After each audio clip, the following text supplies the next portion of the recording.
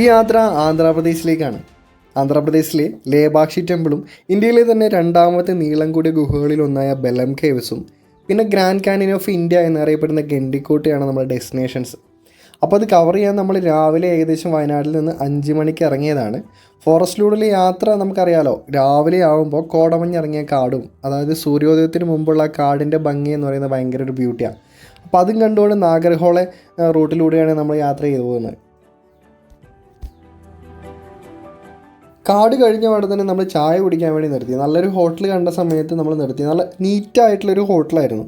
അതുകൊണ്ട് നമ്മൾ കയറിയിരുന്ന് കൈയും കഴുകി വാഷ് ചെയ്തിരുന്ന പാടെ നമ്മളോട് ആ പുള്ളിക്കാരൻ വന്ന് ഓർഡറൊക്കെ എടുത്ത് പോയി. ഓർഡർ എടുത്ത സമയത്ത് തന്നെ പുള്ളി പറഞ്ഞായിരുന്നു കുറച്ച് ലേറ്റ് ആവും, ഫ്രഷ് ആയിട്ട് ഉണ്ടാക്കുന്നതാണ്, അതുകൊണ്ട് കുറച്ച് വെയിറ്റ് ചെയ്യണമെന്ന് പറഞ്ഞു.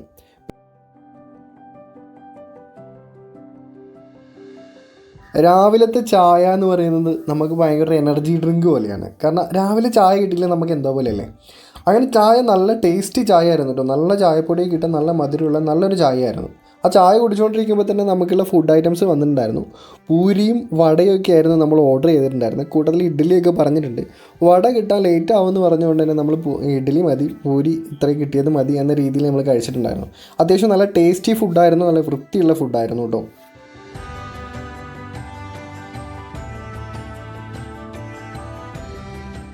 ഫുഡ് കഴിച്ച് കഴിഞ്ഞാൽ യാത്ര പിന്നെ മൈസൂർ ബാംഗ്ലൂർ ഹൈവേയിലൂടെയായിരുന്നു. ഈ ഹൈവേയിലേക്ക് യാത്ര ചെയ്യുന്ന സമയത്ത് ഒരു കാര്യം തോന്നിയിട്ടുണ്ടായിരുന്നു. ഈ ഹൈവേയിൽ കേരളം വിട്ട് കഴിഞ്ഞാൽ ഈ ഹൈവേയിലൊക്കെ നമുക്ക് കിട്ടുന്നൊരു ഫ്രീഡം ഉണ്ടല്ലോ, റൈഡേഴ്സിനായാലും മറ്റ് ഡ്രൈവേഴ്സിനായാലും റോഡിൽ നമുക്ക് കിട്ടുന്നൊരു ഫ്രീഡം ഉണ്ട്. അത് ഈ യാത്രയിലൂടെ നമുക്ക് പോകുന്ന സമയത്ത് നന്നായിട്ട് മനസ്സിലാവും കേട്ടോ. പിന്നെ വേറൊരു കാര്യം എന്ന് വെച്ചാൽ ഇവർ റോഡ് പണിയുന്നത് മുഴുവൻ ഫ്യൂച്ചർ കണ്ടിട്ടാണെന്ന് എനിക്ക് തോന്നിയിട്ടുണ്ട്. കാരണം ഇപ്പോൾ ഒരു റോഡ് പണിയാൻ നമ്മുടെ നാട്ടിലാണ് റോഡ് പറയുന്നത് ഉള്ള വീതിയിൽ നിന്ന് അതിൻ്റെ മുകളിൽ മെയിൻ്റനൻസ് വർക്ക് എടുക്കുന്ന പോലെ തന്നെ എനിക്ക് തോന്നിയിട്ടുള്ളൂ. പക്ഷേ ഇവിടെ അങ്ങനെയല്ല. ഇവിടെ അത്യാവശ്യം സ്ഥലമൊക്കെ ഏറ്റെടുത്ത് നല്ല വീതിയിൽ ഫ്യൂച്ചറും കൂടി കണ്ടിട്ട് വർക്ക് ചെയ്യുന്ന പോലെ എനിക്ക് തോന്നിയിട്ടുണ്ടായിരുന്നു. അങ്ങനെ ആ ഹൈവേയിലൂടെ ഓടി നമ്മൾ മാക്സിമം ഒരു ലേബാക്ഷി എത്തുന്നതിന് തൊട്ട് മുന്നേ ഒരു ഹോട്ടലിൽ ഫുഡ് കഴിക്കാൻ വേണ്ടി നിർത്തിയായിരുന്നു. പിന്നെ ആന്ധ്രയിൽ ഫുഡ് കഴിക്കുന്ന സമയത്ത് ഒരു കാര്യം ശ്രദ്ധിക്കണം, അത്യാവശ്യം നല്ല എരിവുള്ള ഫുഡായിരിക്കും. അതുകൊണ്ട് ഫുഡ് ഓർഡർ ചെയ്യുന്ന സമയത്ത് തന്നെ നമ്മൾ പറയണം എരിവ് കുറച്ചുള്ളത് മതിയെന്ന്.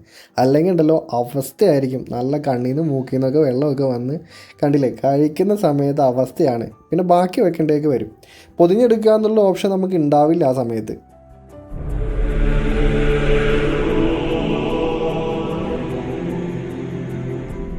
ബാംഗ്ലൂരിൽ നിന്ന് ഏകദേശം 122 കിലോമീറ്റർ മാത്രമേ ഇങ്ങോട്ടേക്ക് ദൂരമുള്ളൂ. അതുകൊണ്ട് തന്നെ ബാംഗ്ലൂരിൽ നിന്ന് നമ്മളൊരു 1 ഡേ ട്രിപ്പ് പ്ലാൻ ചെയ്യുന്നവർക്ക് പറ്റിയ സ്പോട്ട് കൂടിയാണ് കേട്ടോ ഈ ലേബാക്ഷി ടെമ്പിൾ എന്ന് പറയുന്നത്. ലേബാക്ഷി എത്തുന്നതിന് മുന്നേ വലിയൊരു പാറയിൽ ജഡായുവിൻ്റെ വലിയൊരു ശില്പം കാണാൻ പറ്റും. അത് കാണാൻ തന്നെ നല്ലൊരു ഭംഗിയാണ്. നമ്മുടെ നാട്ടിൽ കൊല്ലത്ത് ചടയമംഗലത്ത് ജഡായു പാറയിൽ വെട്ടേറ്റ് കിടക്കുന്ന ജഡായു ആണെങ്കിൽ ഇവിടെ ചിറകവിടത്തി ഭീമൻ പക്ഷിയാണ് ജഡായു. 2 സ്ഥലത്തും ഏകദേശം ഒരേ ഐതിഹ്യമാണ് പറയാനുള്ളത്. അതായത് രാവണൻ്റെ വെട്ടേറ്റ് വീണ ജഡായുവിൻ്റെ കഥയാണ് 2 സ്ഥലത്തും പറയുന്നത്. ഇതിലേതാണ് സത്യം എന്നുള്ളത് നമ്മൾ തന്നെ കണ്ടെത്തേണ്ട കേട്ടോ. അങ്ങനെ കല്ലുകൊണ്ട് കെട്ടിയ കോട്ട പോലുള്ള സ്ഥലത്ത് കുറച്ച് ഹൈറ്റിലാണ് ഈ അമ്പലം സ്ഥിതി ചെയ്യുന്നത്. ഉള്ളിലേക്ക് കയറുമ്പോൾ തന്നെ ഇവിടുത്തെ ശില്പഭംഗിയും പഴയകാല ചരിത്രമൊക്കെ ഒരു പ്രത്യേക ഫീൽ വരും.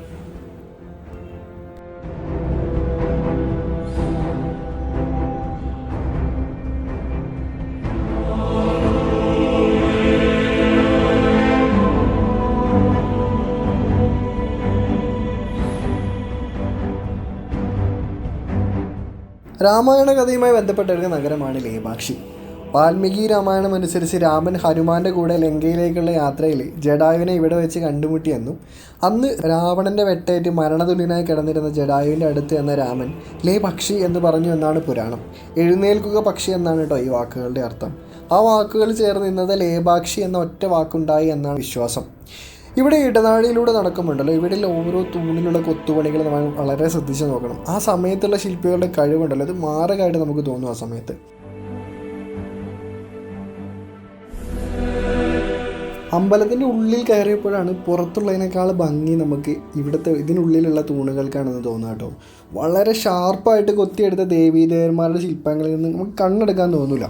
ആ കാലത്ത് യാതൊരുവിധ മെഷീനറികളും ഇല്ലാതെ ഇത്രയും ഷാർപ്പായിട്ട് കൊത്തിയെടുക്കാൻ എത്ര സമയം എടുത്തിട്ടുണ്ടാവും അല്ലേ.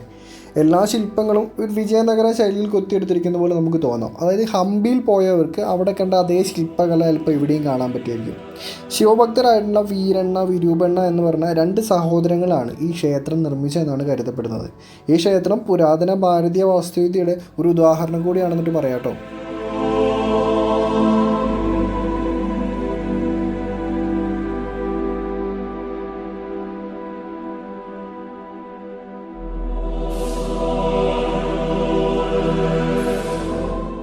ആ കാലത്തെ പെയിൻറ്റിങ് വർക്കുകളൊക്കെ അമ്പലത്തിൻ്റെ മേൽക്കൂരയിൽ നമുക്ക് കാണാൻ പറ്റും.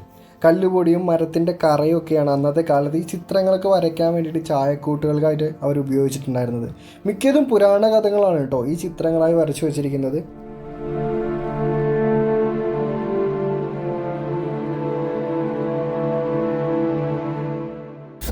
വായുവിൽ തൂങ്ങിക്കിടക്കുന്ന തൂണുകളാണ് ഈ ക്ഷേത്രത്തിലെ പ്രധാന വിസ്മയം എന്ന് പറയുന്നത്. നിലത്ത് സ്പർശിക്കാത്ത രീതിയിലാണ് ഇവിടെ തൂണുകളൊക്കെ നിർമ്മിച്ചിരിക്കുന്നതെന്നാണ് പറയുന്നത്. തൂണുകളെല്ലാം അല്ല, ഇവിടെ ഇരിക്കുന്ന 69 തൂണുകളിൽ ഒന്ന് നിലം തൊട്ടിട്ടില്ല എന്നാണ് പറയുന്നത്.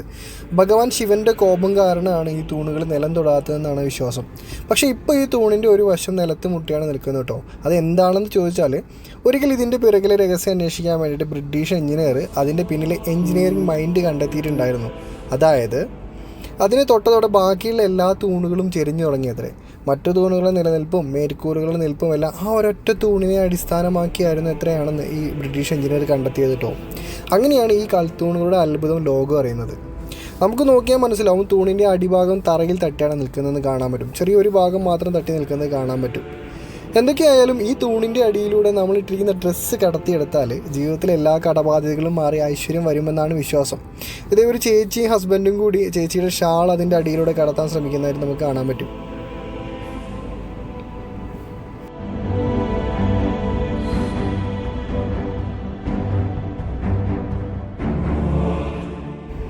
ശിവന്റെ അവതാരമായ വീരഭദ്രനാണ് ഇവിടുത്തെ പ്രതിഷ്ഠ. പുരാണമനുസരിച്ച് ശിവന്റെ രൗദ്രഭാവമാണ് ഈ വീരഭദ്രൻ എന്ന് പറയുന്ന അവതാരം.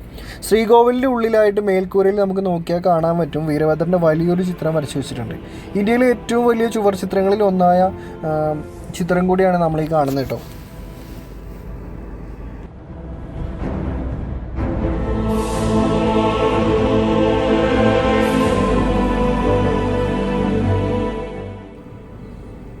പിന്നെ ഇവിടുത്തെ ഏറ്റവും വലിയ പ്രത്യേകതകളിൽ ഒന്നാണ് ഒറ്റക്കല്ലിൽ തീർത്ത നാഗവും വലിയൊരു ശിവലിംഗവും. പ്രധാന ക്ഷേത്രത്തിൽ, അതായത് നമ്മളിപ്പോൾ കണ്ട ക്ഷേത്രത്തിൻ്റെ ബാക്കിലായിട്ടാണ് ശിവലിംഗത്തിനെ പൊതിഞ്ഞ് സൂക്ഷിക്കുന്ന ഒരു കവചം പോലെ 7 തലകളൊക്കെ ഉള്ള ഉയർന്നു നിൽക്കുന്ന ഒരു ഒറ്റക്കല്ലിലെ നാഗലിംഗം.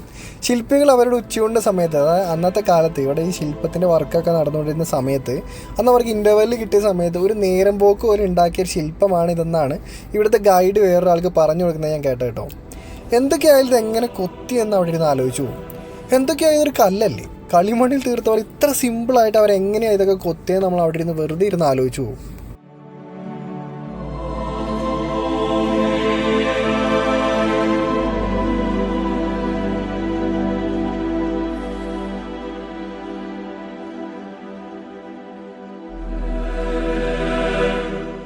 പണി പൂർത്തിയാകാത്ത കല്യാണ മണ്ഡപമാണ് ഈ കാണുന്നത്. പാർവതി ശിവപരിണയത്തിൻ്റെ കഥകളാണ് കേട്ടോ ഈ തൂടുകളിൽ മുഴുവൻ കൊത്തിവെച്ചിരിക്കുന്നത്. പണി പൂർത്തിയാകാതിരിക്കാൻ ഒരു കാരണമുണ്ട്. അതായത് അന്നത്തെ വിജയനഗര രാജാവ് അച്യുതദേവരായർ കൊട്ടാരം ഖജനാവ് കാലിയാക്കാൻ ഒരുങ്ങിയതിന് ഖജനാവ് സൂക്ഷിപ്പുകാരനായ വിരൂപണ്ണയെ അന്ധനാക്കാൻ വേണ്ടിയിട്ട് ശിക്ഷ വിധിച്ചു. അതായത് രാജാവിനോട് ചോദിക്കാതെയാണ് ഈ കല്യാണ മണ്ഡപം പണിതതെന്നാണ് പറയുന്നത്. അതുകൊണ്ട് തന്നെ ഇത് കാലിയാക്കാൻ ശ്രമിച്ചു, അല്ലെങ്കിൽ അനാവശ്യമായി പണം ചെലവാക്കിയെന്ന് പറഞ്ഞിട്ട് വിരൂപണ്ണയുടെ കണ്ണുകൾ, അതായത് കണ്ണ് ചൂഴ്ന്നെടുക്കാൻ വേണ്ടിയിട്ട് രാജാവ് കൽപ്പന പുറപ്പെടുവിച്ചു. വിരൂപണ്ണ എന്ന് പറയുന്നത് അന്നത്തെ ഈ നാട്ടിലെ ഗവർണർ ആയതുകൊണ്ടും അതൊരു അപമാനകരമായൊരു കാര്യമായെന്ന് തോന്നിയതുകൊണ്ടും പുള്ളിക്കാരൻ സ്വന്തം കണ്ണുകൾ ചൂഴ്ന്നെടുത്തിട്ട് ഈ മണ്ഡപത്തിൽ വെച്ചു എന്നൊരു കഥ കൂടി ഉണ്ട് കേട്ടോ. ഇവിടെ ഓരോ തൂടിലും കൊത്തി വെച്ചിരിക്കുന്ന ശില്പങ്ങളുണ്ടല്ലോ, കണ്ണെടുക്കാൻ തോന്നൂല, അത്ര കണ്ട രീതിയിലാണ് ഇവരെ ചെയ്തു വെച്ചിരിക്കുന്നത്.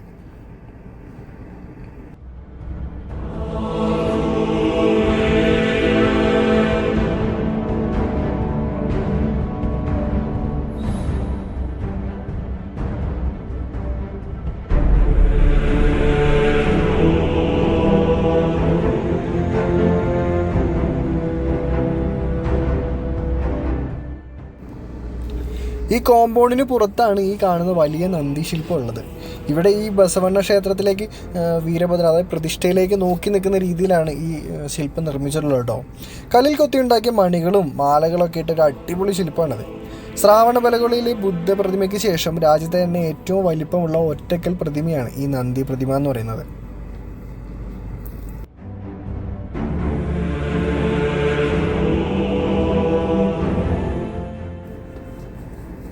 അങ്ങനെ ഈ ചൂടത്ത് ഇത്രയും കണ്ടു തീരുമ്പോഴേക്കും ചൂടും ദാഹവും ഒക്കെ കൊണ്ട് ആകെ ഒരു വശമാകും. അതുകൊണ്ട് തന്നെ ഇവിടെ നല്ല കരിമ്പൻ ജ്യൂസ് കിട്ടും കേട്ടോ. ഈ കാണുന്നത് നമ്മുടെ നാട്ടിലെ പോലെയല്ല, ഒച്ചയും ബഹളവും ഒന്നും ഇല്ലാതെ മോഡേൺ മെഷീൻ ഉപയോഗിച്ചുള്ള ജ്യൂസ് ഷോപ്പാണ്. അത്യാവശ്യം നല്ല ടേസ്റ്റുള്ള നല്ല ജ്യൂസാണ്. അങ്ങനെ ജ്യൂസും കുടിച്ച് ഇനിയുള്ള യാത്ര ഗ്രാൻഡ് കാനിയൻ ഓഫ് ഇന്ത്യ എന്നറിയപ്പെടുന്ന ഗണ്ടിക്കോട്ടയിലേക്കാണ്. ഇവിടെ നിന്ന് ഏകദേശം 188 കിലോമീറ്റർ ദൂരമുണ്ട് അങ്ങോട്ടേക്ക്. വൈകുന്നേരം ആയതുകൊണ്ട് തന്നെ ഏകദേശം സൂര്യൻ അസ്തമിച്ച് തുടങ്ങിയിട്ടുണ്ടായിരുന്നു. ഇനിയുള്ള ഹൈവേയിലൂടെ യാത്ര ഒരു പ്രത്യേക ഭംഗിയായിരിക്കും അല്ലേ. വഴിയിൽ ചെറിയൊരു ചായക്കടയിലൊക്കെ നിർത്തി ചായയും കുടിച്ച് സൂര്യാസ്തമയം കണ്ടുള്ള യാത്രയാണിത്. അപ്പോൾ നമ്മുടെ ഗണ്ടിക്കോട്ടയിലെ വിശേഷങ്ങളുമായിട്ട് വീണ്ടും കാണാം. ബൈ.